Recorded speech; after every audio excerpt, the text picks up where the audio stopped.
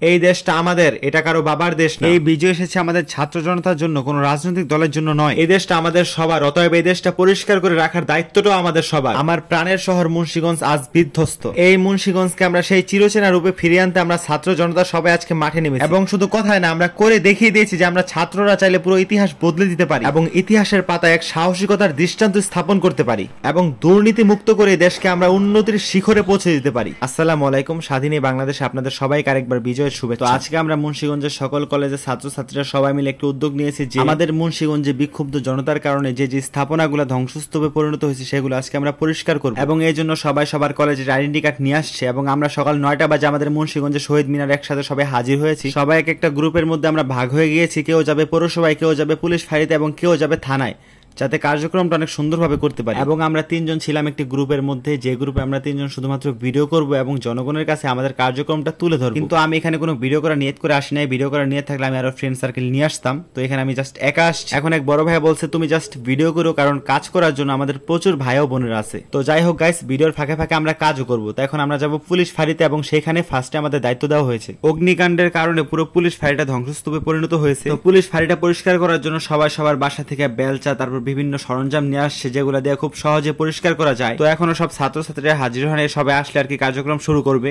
তো এই যে দেখেন, এখানে পুলিশের গাড়িটা পুরো পুরো ছাই হয়ে গেছে, এটা কোনোভাবে আর ব্যবহারযোগ্য নয়। তো সব ছাত্রছাত্রী আর কি ফাঁড়িতে ঢোকার আগে আমি আপনাদেরকে একটু দেখাই যে এখানে দেখেন কি পরিমাণে ক্ষতিগ্রস্ত হয়েছে। এগুলো আমাদের জনগণের টাকায় তৈরি, আবার এগুলো আমাদের জনগণের টাকায় ঠিক হবে। একটা জিনিস একটু ভাবেন যে বাংলাদেশের পুলিশের প্রতি মানুষের কি পরিমাণে ঘৃণা, আর কি পরিমাণে আক্ষেপ, কি পরিমাণে আক্রোশ, আর কি পরিমাণে বিশ্রী একটা মনোভাব থাকলে এরকম কর্মকাণ্ড ঘটাতে পারে। দেখেন কি পরিমাণে ক্ষয়ক্ষতি হয়েছে এখানে। এটা হলো প্রথম তালা। তো এখন আমি দ্বিতীয় তলায় যাই, ওখানে গিয়ে আমি আপনাদেরকে একটু দেখাই যে ওখানকার কি অবস্থা। যেহেতু এখনো কেউ ভবনের মধ্যে ঢোকে নেই, তো আপনাদেরকে আমি একটু সুন্দরভাবে দেখাই যে দেখেন এখানে অবশিষ্ট কিচ্ছু নেই, সব ছাই হয়ে গেছে একবারে। তো আমি এখন একটু বারান্দার সামনে গিয়া দেখি উকি মেরে যে সবাই এখন একসাথে গিয়ে আসতে পারে নাই, এখনো দেখি সবাই উঠতেছেন উপরে। তো উপরে উঠে আমি দেখলাম যে আসলে সবাই চলে আসছে, এখন কিছুক্ষণের মধ্যে আর কি সবাই ফাঁড়ির মধ্যে ঢুকবে আর কি কাজ করার জন্য। এখন এক বড় ভাই আমার ডাইকা বলতেছে জুবায়ের, ভিডিও কমপ্লিট হলে নিচে চলে আসো, নিচে অনেক দিক নির্দেশনা দেওয়া হবে। পরে আমি চিন্তা করলাম যাই হ্যাঁ, আমি উপরে একাইছি, আমার যদি ঘুম করে লাই, আয়না ঘরে যদি আমার লইয়া যায়, আমি মোবাইল ছাড়া কেমনে থাকবো। পরে মাথায় এলো যে না, হে সরকার তো এখন আর না, এখন তো আমরা স্বাধীন, আর স্বাধীন হয়েছে বলে যে যা খুশি তাই করবো, ব্যাপারটা কিন্তু এমন না। তো যাই হোক, এখন সবাই আর কি পুলিশ ফাঁড়ির ভিতরে প্রবেশ করতেছে, পুলিশ ফাঁড়িটা ভালোভাবে পরিষ্কার করার জন্য। আমার কাছে সবচেয়ে একটা বিষয় ভালো লাগছে কি জানেন, আমাদের বোনেরা মানে এত সুন্দর নমনীয় ভাবে আসছে, বরকা পরে, হিজাব পরে, এত সুন্দর শালীনতা যাতে আমাদের দেশে বজায় থাকে, এবং সামনে আরো দেখতে পারবেন। তো দেখেন এখানে পুলিশের কি পরিমাণে পোশাক। আমার মনে হয় যে সরকার পদত্যাগের কথা শুই না, তারা এই পোশাক চেঞ্জ করে আমাদের সাধারণ মানুষের যে পোশাক এগুলা পুরো আর কি পলাইছে, মানে ঘটনা দেখে আর কি যেটা বলতো। আমি আর কি কাজের মাঝে মাঝে একটু ভিডিও করতেছি। তো এখানে আমাদের মুন্সিগঞ্জের সকল কলেজের ছাত্রছাত্রীরা আছে। তো এখন আমি একটু 3 তলায় যাই, ওখানে দেখি কি অবস্থা। 3 তলায় যে ফ্লোরটা আছে ওইখানে আর কি ব্যাপক পরিমাণে জিনিসপত্র ছিল, সরঞ্জাম ছিল, অনেক কিছু ছিল। তো ওইখানে আর কি এখন মানুষ বেশি, কারণ এখানে আর কি আবর্জনা এখন অনেক বেশি, এগুলো আর কি পুরো এখন আবর্জনা হয়ে গেছে। আবর্জনা কয়েকদিন আগে আর কি কত সুন্দরভাবে ডয়ারের মধ্যে ছিল। তো আমার কলেজের এক ফ্রেন্ড কিছু কিছু কাগজপত্র আর কি বেছে বেছে সেনাবাহিনীর হাতে তুলে দেবে, যেগুলো ভালো রয়েছে। আর এই যে পুলিশ কাউসার, যদি দেখা থাকেন এই ভিডিওটা, কই আছেন জানি না, যদি বাচ্চা থাকেন তাহলে তো আবার পুলিশ চাকরিতে জয়েন করবেন।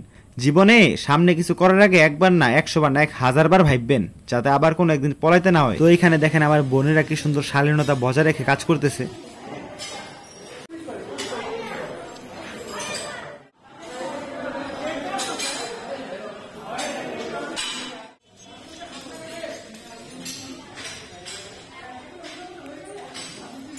এই যে এইখানে জানালার ভাঙা কাজগুলো, এগুলো কিন্তু হাত দিয়ে ধরাটা খুব রিস্ক। আবার হাতের মধ্যে যে খাপগুলো লাগাইছে এগুলো একবারে পলিথিনের তৈরি, এগুলো আর কি কোনো কাজে দেয় না আমার মনে হয়, তাও যতটুকু সেফটি বজায় রাখা যায়। আমি কাজ পরিষ্কার করতে গিয়ে একটি অমূল্য রতন পেলাম। এই যে দেখেন আমার হাতে সেই অমূল্য রতন, যার কোনো মূল্য নাই, আসলে মূল্য নাই। তো আমার অনেক পরিমাণে পানি পিপাসা ধরছিল, সেই 9টা বাজে আসছে, এখন প্রায় 12:30 বাজে। তো পুলিশ ফাঁড়ি ক্লিনের কাজ পুরো কমপ্লিটের পর্যায়ে। এই যে এই ফ্লোরে জাস্ট এতটুকু আবর্জনায় ছিল, আর ছিল না, সব পরিষ্কার করা হয়ে গেছে। তো এগুলো সরিয়ে ফেললে আপাতত মনে হয় যে পুলিশ ফাঁড়ির কাজ এখন কমপ্লিট।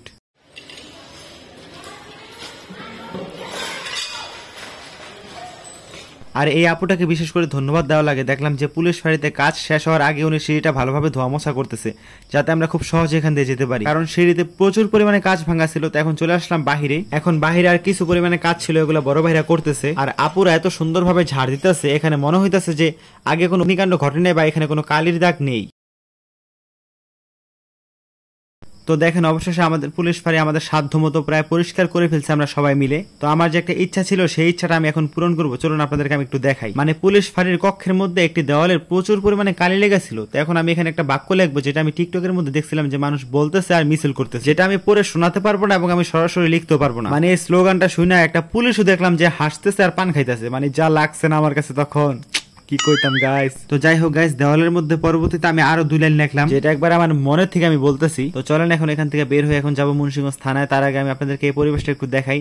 আর এখানে ট্রাফিক পুলিশের দায়িত্ব পালন করতেছে আমাদের কলেজের বন্ধু বান্ধব। তো আমি চিন্তা করছি আজকে বাসা যাওয়ার আগে ওদের সাথে কিছুক্ষণ দায়িত্বে থাকবো, 1-2 ঘন্টা। তো আজকের পরিবেশটা মোটামুটি ঠান্ডা, এই বৃষ্টি হয় এই রোদ উঠে, কই আর লাভ নাই। আর গাড়িও মনে হয় যে আগের তুলনায় অনেক কম, শুধু কম না বলতে গেলে অনেক কম। তো এখন আসলাম মুন্সিগঞ্জ থানায়। তো থানার দিকে আইসাও দেখলাম যে পুরো আগুনে খাইয়া দিছে পুরো থানাটা। তো এক ভাই আমার বললো থানার কি পরিমাণে ক্ষতিগ্রস্ত হয়েছে তুমি পৌরসভা জায়গায় দেখো, মানে দাঁড়াবার মতো অবস্থা নাই, এমন পরিমাণে ক্ষতি হয়েছে পৌরসভাতে। এগুলো দেখে অ্যাকচুয়ালি বুঝলাম যেগুলো আমাদেরই ক্ষতি হলো, এখানে আমাদেরই কত দলিল পত্র কত কিছু এখানে আছে। আর এই যে দেখেন এই পাশে কতগুলো গাড়ি উপরে গেছে। এখন দেখি একটা সিএচআর এর মধ্যে একটা ছেলে বসে রয়েছে বাচ্চা। তো হয়তো পুরো আতঙ্ক আছে। এখন আমি কইতাছি ভাই তোর যা মন চাই তুই কর, আজকের লেগা না নাই। তো ভাই এখান থেকে কয়টা তামা নিতেছে, তামা গাট্টা খাইতো। পুলিশদের দৃষ্টি আকর্ষণ করতেছি, এগুলা দেখা একটু ফিউচারে ভাইবেন। 10 টাকা ঘুষ খাওয়ার আগে 10,000 বার ভাইবেন, যাতে এমন অবস্থা জীবনে না দেখতে হয় আপনাদেরকে। কারণ পুলিশ আপনারা থাকবেন জনগণের পক্ষে, আপনারা থাকবেন ন্যায়ের পক্ষে, আপনারা থাকবেন দেশের পক্ষে, অথচ আপনারা মানে কি কইতাম আর কোন, এখন এগুলার কই লাভ নাই। অতীত বাদ, বর্তমান এবং ভবিষ্যৎ নিয়ে ভাবতে হবে। আর আমাদের একটি কথা, সরকার যেই দলেরই হোক আজকের দিনগুলা পই পই করে মনে রাখেন, এই দেশ মুক্ত করতে অনেক শহীদের রক্ত গেছে অনেক। এখন আসছি পৌরসভাতে। এখন পৌরসভার ভিতরে গিয়ে দেখি যে কি অবস্থা। এখন এই পৌরসভা দেখে তো আমার পুরো ভয় লেগে গেছে, মানে এত পরিমাণে বিধ্বস্ত হয়েছে। এই পৌরসভা মনে হয় পাথর দিয়ে তৈরি, মানে ইটের বদলে পাথর ব্যবহার করা হয়েছে, এই জন্য আর কি বিল্ডিং এর দেওয়ালগুলা খসে খসে পড়তেছে। তো এখানে প্রচুর পরিমাণে মানুষ নিয়োগ দেওয়া হয়েছে এটা পরিষ্কার করার জন্য, কারণ এটার ক্ষয়ক্ষতি আমার মনে হয় বেশি হয়েছে। একটা সময় পরে না সবাই অনেকটা বেকায়দায় পড়ে যাবো, কারণ এই পৌরসভার মধ্যে আমাদের অনেক দরকারি কাগজপত্র থাকে। তো কম্পিউটার গুলো সব মানে একবারে আগুনে জ্বলে গেছে গা। তো এগুলা নিয়ে আমার মনে হয় যে ফিউচারে আমাদের সবারই কম বেশি প্রবলেমে পড়তে হবে। তো যাই হোক, আল্লাহ ভালো জানে ফিউচারে কি হয় না হয়। তো আমি কিছুক্ষণ ভিডিওটা অফ করে একটু কাজে লেগে পড়ি। দেন আমি 3 তলায় গিয়ে আপনাদেরকে একটা ভয়ঙ্কর অভিজ্ঞতার কথা জানাই। আমি ফার্স্টে লাইভ করতেছিলাম, তখন আমি 3 তলায় উঠছি। তো তখন লাইভ করতে করতে আমি খুব ভয়ঙ্কর একটা মুহূর্তের মধ্যে পড়ছিলাম। তখন কোনো মানুষ ছিল না, এখন মানুষ আসছে কম বেশি। তো গাইস, এই যে এই পাশে একটি রুম, এই রুমটা মানে আমার মনে হয় যে আয়না ঘরের থেকে ভয়ঙ্কর। আমি জাস্ট দেখা এই সিনগুলা বিশ্বাস করতে পারতাছি না। আমার মনে হইতাছে যেটা হলিউডের কোন একটা মুভির সিন। ফার্স্টে যখন লাইভ করতেছিলাম একা একা তখন প্রচুর পরিমাণে ভয় লাগছে, বাট এখন মানুষ আছে তো চারপাশে, এখন ভয় লাগে না।